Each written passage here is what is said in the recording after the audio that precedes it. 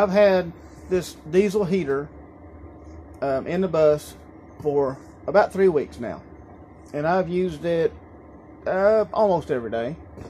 There's a couple of days that it was kind of warm and I kind of skipped, but for the most part, for the last 3 weeks, I've been using this heater every single day, and it performs great, flawlessly. Now, a couple of things. I did change the fuel line, that small nylon fuel line that I had in it before. I was afraid that being under the bus, it would get brittle and start breaking, and if it breaks and it's running directly into the tank, it could actually, if it fell down and start siphoning, it could just drain the tank before I would really know it.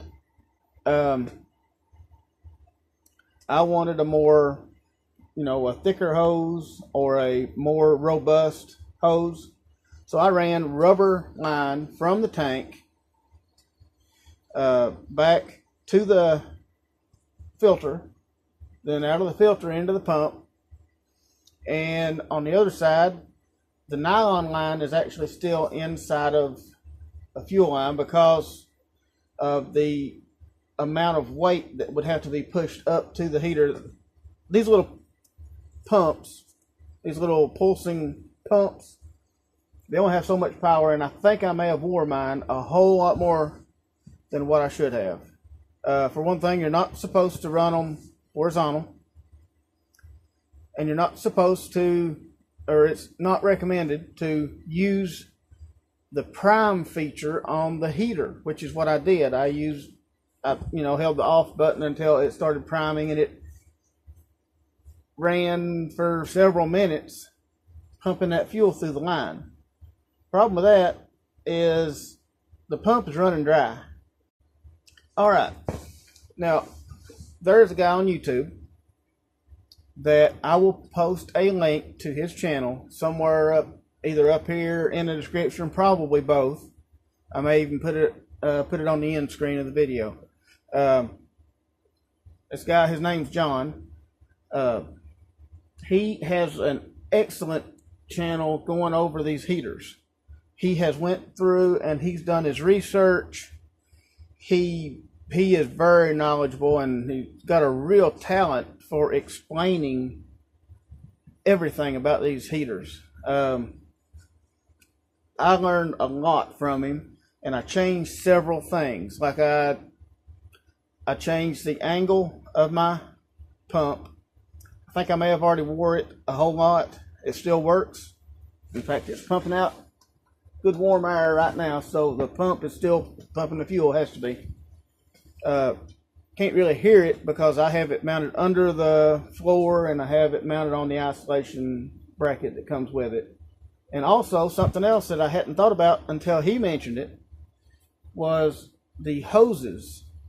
If you strap the hoses down, those hoses are going to pulsate too, so you're going to hear that.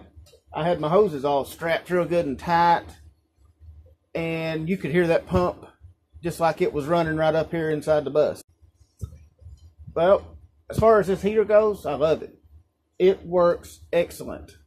It does a great job of keeping this bus warm, which this bus, from back door to probably the windshield, is probably right around 15 foot, and got about 8 foot wide, 6.5 foot tall, and it absolutely will run you out of this bus.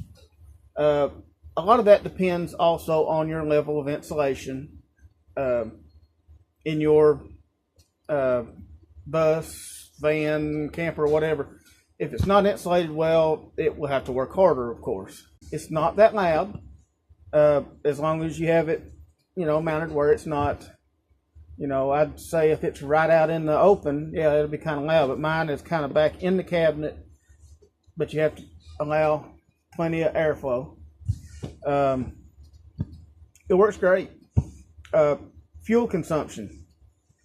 If you are running this in a vehicle with a diesel tank and you're hooked into the tank, you are not going to notice the fuel usage of this heater. It will be negligible for your vehicle. You know, I mean, you're not going to notice how much it's using because your engine is going to use more. My mileage hasn't went down at all. One thing I will note that I have seen a lot of people do, they are using the cap on top of the tank, pull the sending unit out and all that, and use that cap, drill a hole through it, run the line down into it. I dropped the tank and did all that, and I had a problem. My fuel gauge got stuck on full because that little tube, even if you run it straight down in there, I was still using a little small tube. It'd be even worse with a big hose. But that little tube, as the diesel is sloshing back and forth, it's moving back and forth.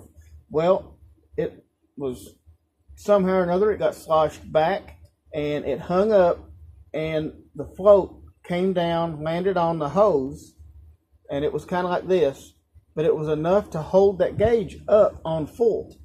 So if I hadn't been paying attention to how many miles I was going, I would have run out of fuel. That's something that you need to be aware of if you put one of these in your vehicle and you hook it to your tank.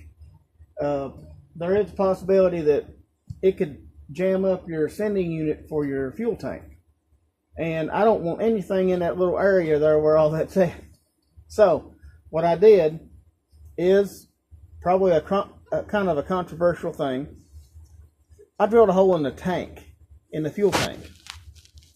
So I took my drill, drilled a hole in the fuel tank, and ran the fuel line into it. Now, it was a really, really tight fit. It doesn't leak. There's no problems with it. I have a full tank now. I pulled it up on a hill, sitting like this, let all the diesel go to the back of the tank, so it was on that hose. The hose is kind of, it's up toward the top of the tank. There was not a drop come out, so it does not leak. There's no problem with that installation. If you don't mind drilling a hole in your fuel tank, it shouldn't hurt anything. I just didn't want to put it into where the sending unit is. I took it out of there, moved it to the back of the tank. No problem whatsoever. That's my little review of it. Basically, it worked great. There's just a few things I had to change, which I did wrong. But go over to John's channel. He can show you. If you watch his series on these heaters, you'll know all you ever need to know about these heaters, and especially if you watch it before you install it, you'll do it exactly right. Well, another note, something else that I found the other day. I went to the grocery store. Looks like I really need to be going to the grocery store. Go too often, probably. But I found in the toy aisle something that I kind of liked. It was a short school bus. It's a GMC short school bus. This is a Chevy, but same vehicle. Only this one's like a couple of years newer. It's a newer model. And I wanted to try out the paint scheme that I'm going to paint Zephyr.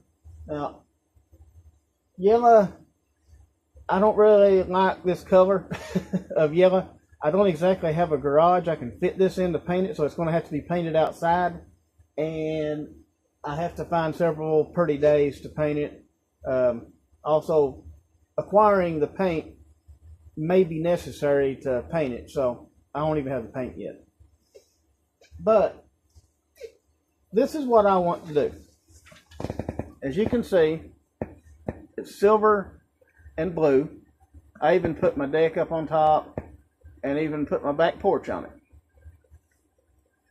But that is pretty much the color scheme that I want on this bus. I want silver on top and blue on the bottom, and I want it to break down onto the door a little bit, about the door handle, something like that. And I think that'll look decent. It's better than yellow. And the silver will be good for reflecting the heat instead of, you know, I didn't want to paint the whole thing blue because it would get hot in here during the summer. So that is my idea of painting Zephyr whenever I do get the chance to. I don't know when that will be. But anyway, I do believe that's going to about do it for this video. Just a couple of updates on that. And yeah. Put this back up here. Anyway, I appreciate everybody watching. Go check out John's channel. And I'll see y'all on the next one.